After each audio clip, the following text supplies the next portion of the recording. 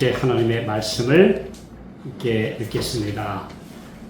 누가복음 9장 51절에 있는 말씀입니다. 자, 시작. 예수께서 승천하실 기약이 차감해 예루살렘을 향하여 올라가기로 굳게 결심하시고. 자, 오늘 우리 함께 말씀 나누고자 하는 제목은 굳은 결심으로입니다. 굳은 결심으로. 우리 사람들은 굳은 결심을 하긴 했는데 자주 무너집니까? 너무 무너져요. 우리 연초에 내가 올해는 뭐 이거 하겠다 했는데 얼마 있다 보면 또 그냥, 그래서 옛날에 우리 돌아가신 할머니가 정말 한글도 모르시는 분인데 늘 저에게 하신 말씀이 뭐냐면, 야, 작심삼일 되지 말고 똑바로 해. 제가 우리 할머니한테 들은 잔소리 1호가 작심삼일 하지 마라. 아유, 할머니 작심삼일이 뭐예요? 그러니까, 아니, 내가 막 아무리 무식해도 그거 모를 줄 알아? 지어먹은 마음 3일 간다는 거야. 그러니까 절대 하기로 했으면 끝까지 가. 그래서 제가 우리 할머니한테 들은 잔소리 1호, 작심삼일 되지 마라. 뭘 하든지 결심 단단히 하고 오래 가도록 하라. 그런데 오늘의 말씀에 보면 예수님이 굳게 결심했다고 했어요. 예수님이 왜 굳게 결심했느냐? 저 밑에 바로 그때가 언제라고요? 십자가 지시기 6개월 전이었다. 예수님이 주로 이 땅에 오셔서 3년 반 동안의 공적인 봉사활동을 하시는 동안에 거의 활동 무대가 갈릴리였습니다. 갈릴리 해변. 그 다음에 예루살렘은 명절 때마다 1년에 2번, 3번 정도만 올라가셨고, 그 외의 대부분의 기간은 갈릴리 해변에서, 그 다음에 또 가버나움, 뭐 이쪽, 이런 곳에서 계속 말씀을 가르치고, 또 사마리아에도 잠깐 들리시고, 뭐 이렇게 활동하시면서 예루살렘은 가급적 안 가셨어요. 왜냐하면 예루살렘은 수도이고 종교 지도자들이 있고, 정말 진짜는 훌륭한 사람들이 다 모여 살아야 되는 것이 서울인데 그 동네의 분위기가 완전히 영적인 분위기가 아니고 험악해요. 물론 로마의 총독이 주재하고 있고 뭐 여러 가지 그런 면도 있었지만 하나님을 믿는다고 하는 특별히 최고 지도자인 대제사장, 제사장들부터 하나님 안 계셔요. 그 마음에. 그리고 늘 그들의 마음속에 품은 생각은 어떻게 하면 세력을 더 잡고 이 세상에서 내가 더 출세하고 뭐 이런 거 외에는 생각이 없는 사람들이에요. 그러니까 예수님이 가끔 이렇게 갔다 오시면서 말씀하시고 또 무언가 바른 말씀하실 때마다 그 사람들은 저 예수를 저걸 어떻게 없앨까 그거밖에 생각 안 해요. 그러니까 험악한 분위기가 예루살렘을 덮고 있었습니다. 그래서 예수님이 예루살렘은 가급적 안 가시나 보세요. 또 미리 가셔서 활동을 미리 중단시키는 어려움을 자초하실 필요가 없었기 때문에 가지 않으셨어요. 그런데 이제는 드디어 가야 돼요. 이제는 예루살렘에 가서 십자가를 지셔야 돼요. 마지막 희생제물이 되셔야 돼요. 그래서 예수님도 인성을 쓰신 예수님이신지라 사실 끔찍해요. 그 거만한 대제사장, 속으로 아주 큰 악심을 품고 있는 그 인간들, 그 다음에 완고한 그 바리새인들, 그냥 이런 사람들 얼굴 보는 게 참 끔찍해요. 그 사람들하고 그 말 섞고 논쟁하는 자체가 정말 그 의미 없는 일을 해야 돼요. 예수님이 가급적이면 안 가시려고 했는데 이제는 드디어 가야 돼요. 그래서 예수님이 굳은 결심으로 이제 갈릴리에서 예루살렘을 향하여 가시는 겁니다.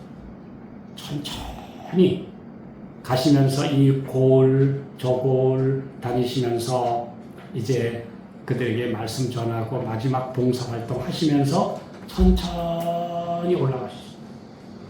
드디어 2주 전에 도착한 데가 어디냐, 2주 전에. 가고 있는데 누가 기들이 왔어요. 주여, 주님 그렇게 사랑하시던 자 나사로가 병들어서 지금 죽게 됐습니다. 알겠다. 그러는데 또 천천히 가시는 거예요. 그랬더니 나중에는 주여, 나사로가 죽었습니다. 이제 예수님이 뭐라고 하시냐면 아예 제자들한테 그랬어요. 우리 가자. 나사로한테 가자. 그랬더니 어떤 일이 벌어졌느냐 한번 말씀 볼까요? 요한복음 11장 7절 8절. 그 후에 제자들에게 이르시되 유대로 다시 가자 하시니 제자들이 말하되 랍비여, 방금도 유대인들이 돌로 치려 하였는데 또 그리로 가시려 하나이까? 예루살렘 부근에 가셔서 말씀하실 때마다 유대인들이 툭하면 돌로 쳐 죽인다고 그러고 위협하는데 또 물러서셨다고 또. 자, 그랬더니 이제 예수님이 말씀하셨어요. 우리 친구 나사로가 잠들었다. 내가 깨우러 간다. 아니, 잠들었으면 깨우면 되는데 무슨 말씀이 아닙니다. 나사로가 죽었느니라.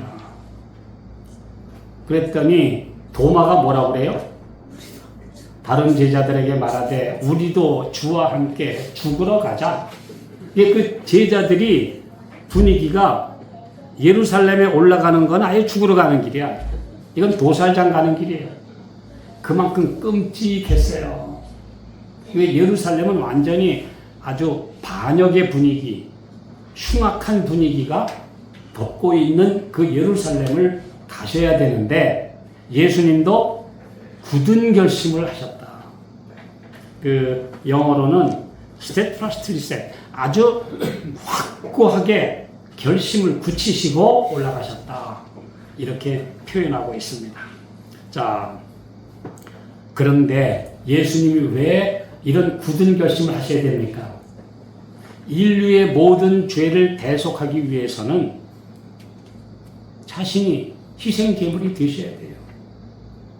그 끔찍한 십자가의 형벌을 당하셔야 돼요. 그 전에 우선 인류의 어마어마한 죄짐에 눌리는 그 무거운 중압감을 겪으셔야 돼요. 그래서 예수님도 인성을 쓰고 계셨기 때문에 심히 떨리고 정말 어려운 일을 하시기 위해서 굳은 결심을 하셨다는 겁니다. 네, 오늘 우리가 예수님 제자가 되고 끝까지 예수님과 함께 승리하는 그리스도인이 된다고 하는 건요, 그냥 교회라는 데가 좋으니까 그냥 가야지. 나 원래 어렸을 때부터 다니던 데니까 이 정도로 가지고는 안 됩니다. 굳은 결심 없이 마지막 환난을, 다가오는 모든 시련들을 믿음으로 승리할 수 없습니다. 그러므로 그냥 흐릿한 확신 가지고 믿음 없이 왔다 갔다 하는 사람이 아니라, 교회직원 6권 191쪽에 보면 많은 사람들이 돌적 위에 달린 문처럼 그냥 형식적으로 들어갔다 나왔다 하는 그런 신앙 가지고는 안 됩니다. 여기 분명히 말씀하시기를 굳은 결심으로 앞으로 나아가라, 이렇게 말씀하시죠. 예수님도 구속 사업을 완성하기 위해서 굳은 결심을 하셨는데, 우리도 그 구원을 확정하기 위해서, 컨펌하기 위해서는 우리도 굳은 결심으로 주와 함께 가자. 오죽하면 예수님의 제자들이 예루살렘 들어가니까 우리도 예수 주님하고 따라 죽으러 가자, 그러면서 따라갔다는 거예요. 그 분위기가 얼마나 험악했으면 예수님과 함께 예루살렘 가는 게 죽으러 가는 거예요. 그 제자들이. 그런 분위기를 우리가 여기서 읽을 수가 있습니다. 그냥 성경을 읽을 때 주와 함께 죽으러 가자 왜 그랬을까? 아니요. 오죽 그 분위기가 험악했으면 유대인들의 그 증오심, 그 완고함이 얼마나 극심했으면 제자들이 아예 예수님 따라서 예루살렘 가는 것은 이제 죽으러 가는 것이라는 그런 비장한 심정으로 갔다. 우리가 여기서 알 수 있습니다. 자, 여기 우리 시대의 소망에 있는 말씀을 한번 좀 읽어볼까요? 그 시련의 때에 하나님의 아들의 인성은 떨리셨다. 이제 그는 저들의 믿음이 흔들리지 않도록 그의 제자들을 위하여 기도드리는 것이 아니요 자신의 시험당하고 고통당하는 영혼을 위하여 기도하셨다. 마지막에 정말 내가 흔들림 없이 이 쓴 잔을 마시게 해달라고 굳은 결심으로 기도하셨다. 두려운 순간, 세계의 운명이 결정되려고 하는 순간은 이르렀다. 온 인류의 운명이 저울 위에서 떨고 있었다. 그리스도께서는 지금이라도 범죄한 인류에게 목지어진 잔을 거절하여 마시지 아니할 수도 있었다. 왜냐? 포기하고 가면 돼요. 우리 여러분, 예수님 얼마든지 창조주이신데 이 지구 하나 포기하셔도 됩니다. 여러분, 이게 우리가 예수님의 심정을 우리가 이해하기 위해서는 뭔가 좀 이해할 필요가 있어요. 여러분,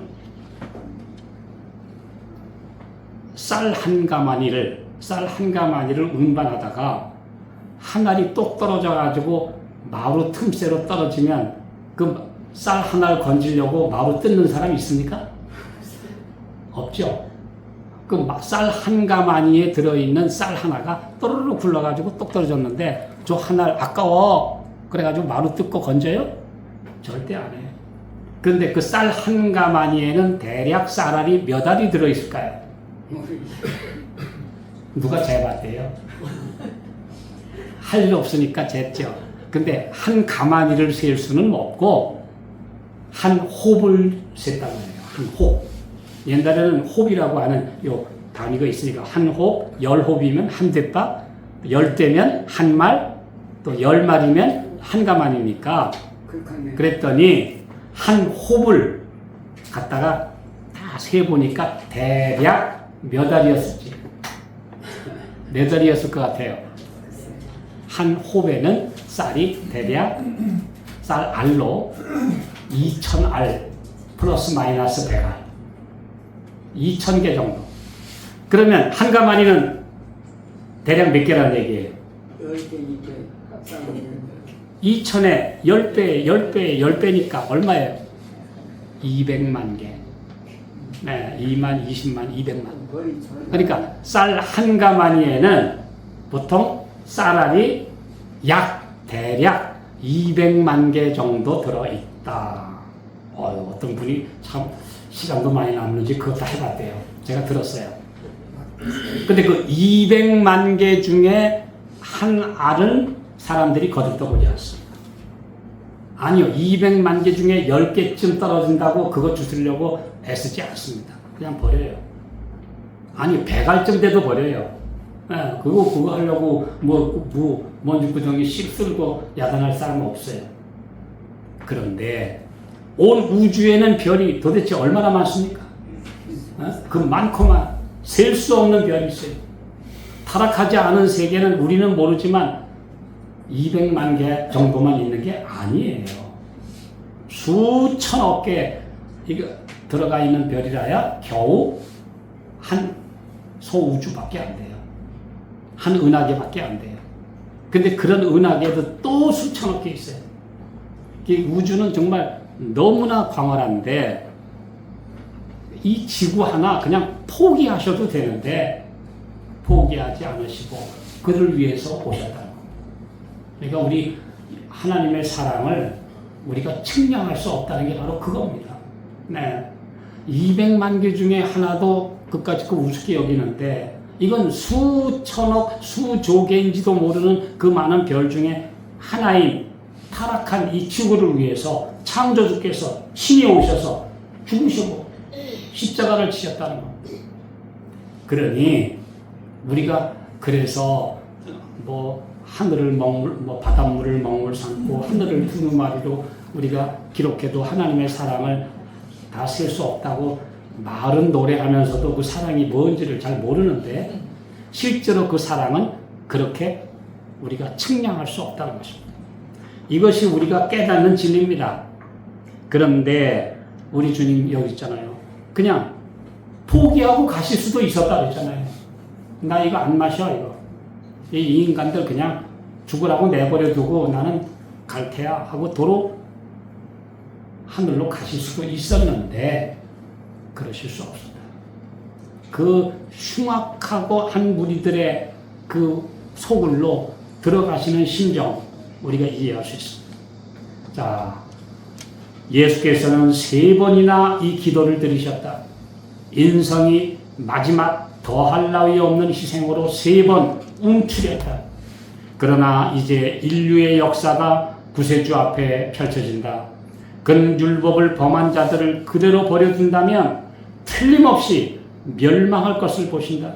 그는 인류의 무력함을 보신다. 그는 죄의 세력을 보신다. 운명 지워진 세계의 재난과 비탄이 그리스도 앞에 떠오른다. 예수께서는 세계의 절박한 운명을 바라보시며 결심하신다. 예수님이 이렇게 결심하시고 십자가를 지셨다. 오늘 우리가 이 말씀을 통해서 다시 한번 보게 되는 것입니다.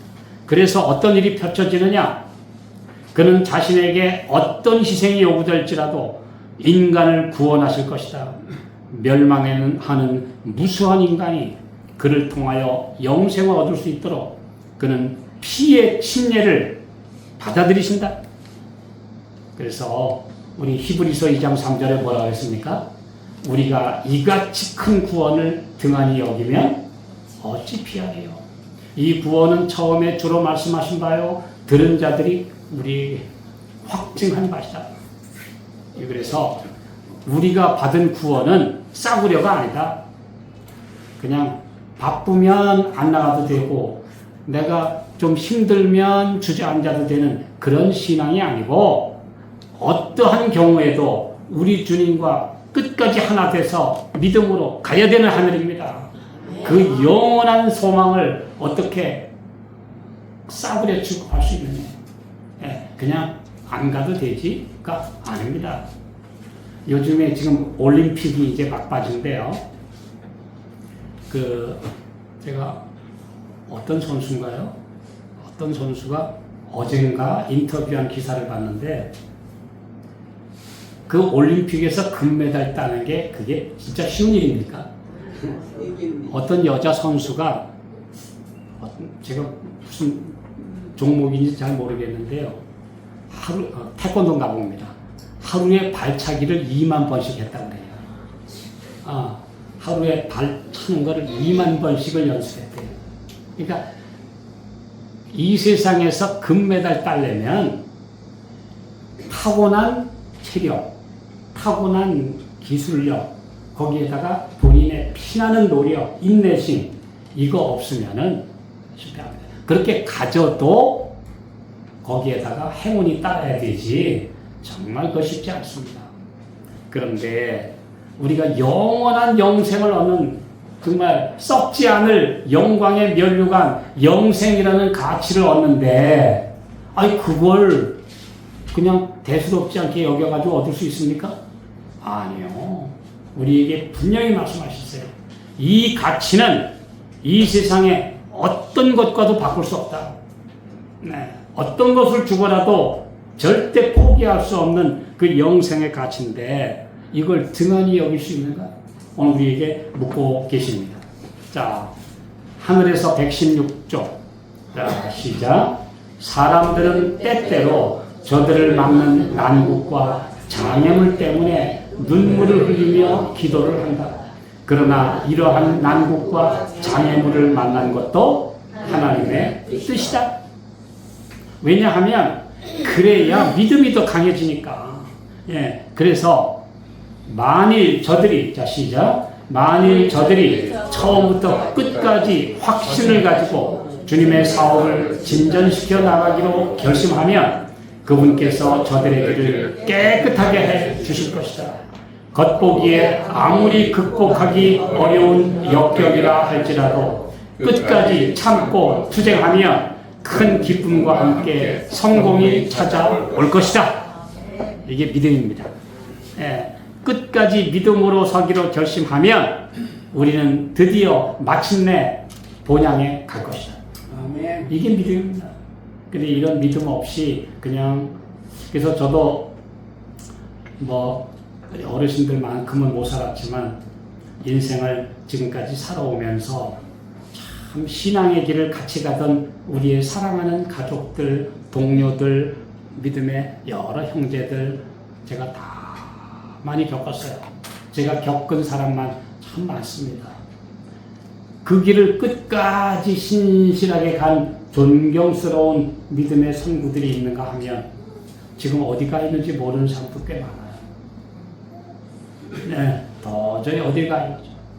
근데 그 믿음으로 끝까지 주님을 섬기고 주님 안에 잠들고 영광의 면류관을 틀림없이 유업으로 받을 사람들이 있는 반면에 한때는 그렇게 열심히 있고 뭔가 그랬는데 얼마 후에는 식어가지고 어디 가버린지 모르겠는 사람 있어요.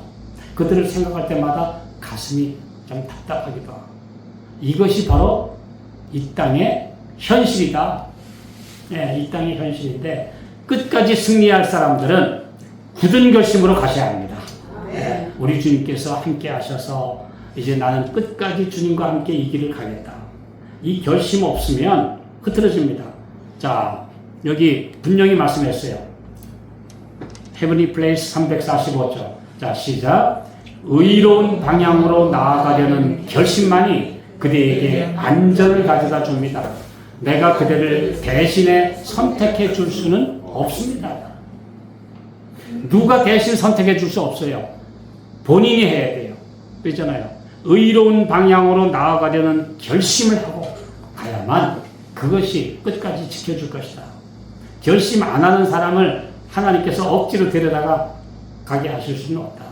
그러므로 본인의 결심으로 하나님을 붙잡고 믿음으로 나아가면 승리한다는 것입니다. 이것이 약속입니다. 자, 룻기 1장 18절. 자, 시작. 나오미가 룻에 자기와 함께 가기로 굳게 결심함을 보고 그에게 말하기를 그친다. 자, 이제 엘리멜렉이라고 하는 사람이 하나님은 나의 왕이라고 하는 참 좋은 이름을 가진 사람이 기쁨이라고 하는 아가씨하고 만나서 결혼했어요. 그 기쁨이라는 이름이 나오미요. 희락, 기쁨.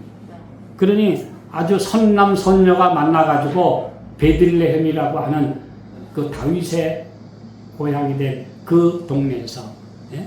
나중에 예수님이 태어나실 그 베들레헴에서 행복하게 살았는데, 살다 보니까 어느 날 기근이 들어서 살기가 어려워졌어요. 할 수 없이 저 모압 땅에 가면 양식이 많다더라 하고 그만 그리로 갔어요. 그래서 거기 가서 아들 둘을 낳고 아들 둘을 데리고 가는 것 같습니다. 아들 둘을 데리고 거기 가서 10년쯤 살다 보니까 글쎄 아들 둘이 거기서 다 죽어버렸어요.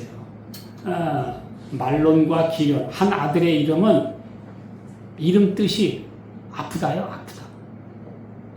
그 다음에 또 한 아들의 이름의 뜻은 속썩인다. 그래서 말론과 기련이라는 그 나오미의 두 아들의 이름의 뜻은 하나는 맨날 아파, 하나는 맨날 속썩어. 그래가지고 이 두 아들이 다 죽어버렸어요. 남편도 죽고 이제 누구만 남았어요. 다행히 두 아들이 죽기 전에 다 결혼을 했기 때문에 며느리 둘하고 시어머니 과부, 며느리 두 과부 셋만 남았어요. 희망이 있습니까?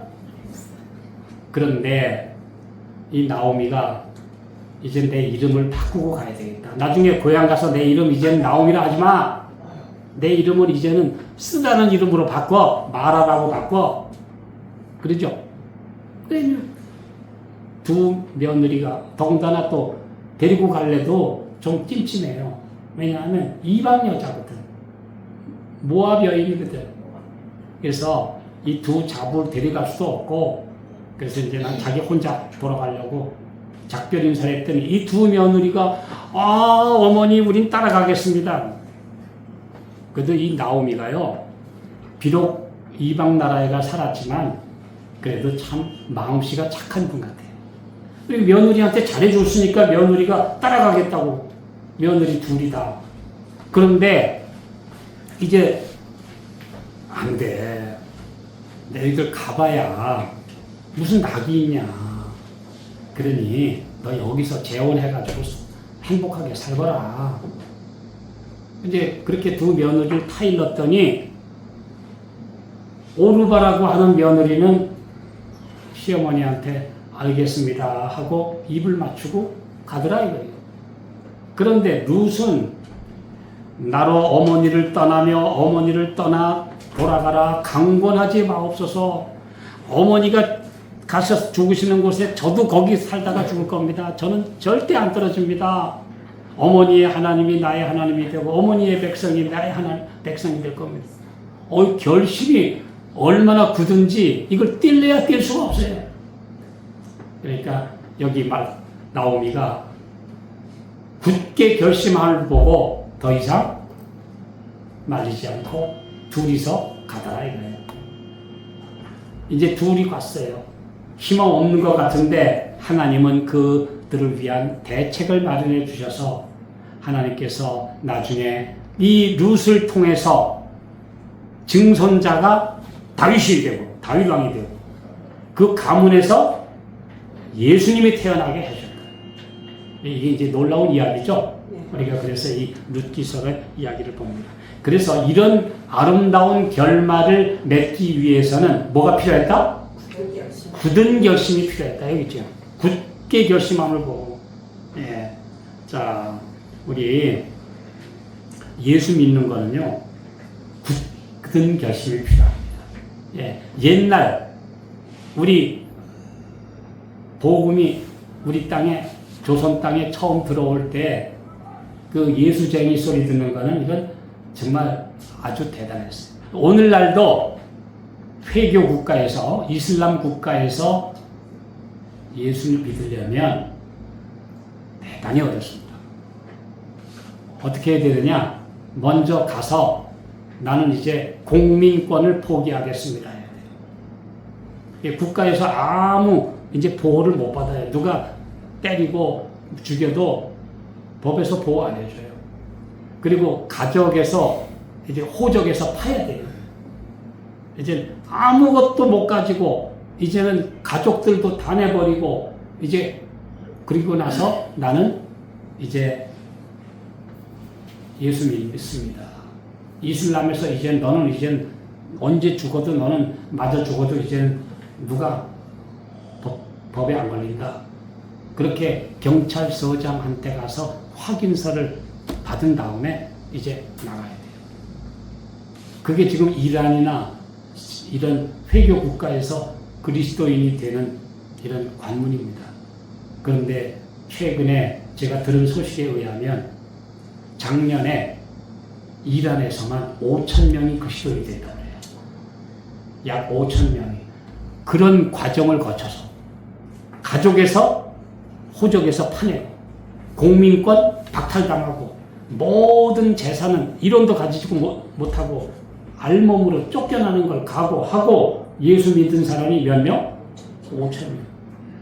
뭐 우리 재림교인만이 아니고 기독교인들 다. 이제 이 얼마나 대단한 것입니까?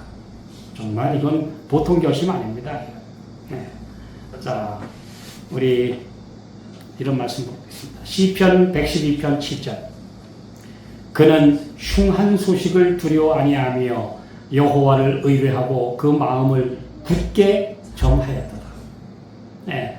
뭐 좋지 않은 소식 들어온다. 그것 전혀 두려워하지 않고 오직 굳은 결심으로. 네. 근데 여기 그 영어에는 뭐라고 되어 있냐면요. His heart is fixed. 그의 마음이 고정이 되어버렸다. 이렇게 나와 있어요. 네. 우리 영어 성경에는 그래요. 마음이 아예 고정됐다. 네. 그래서 하나님의 백성들은 예수님 앞에 내 마음을 완전히 고정시켜야 돼. 누가 뭐랜다고 이리로 가. 누가 뭐랜다고 흔들리는 그런 나약한 바람 앞에 흔들리는 등불 같은 그런 태도로는 끝까지 갈 수 없습니다. 그러므로 내 마음을 주님 앞에 고정시키라 우리에게 말씀하고 계십니다.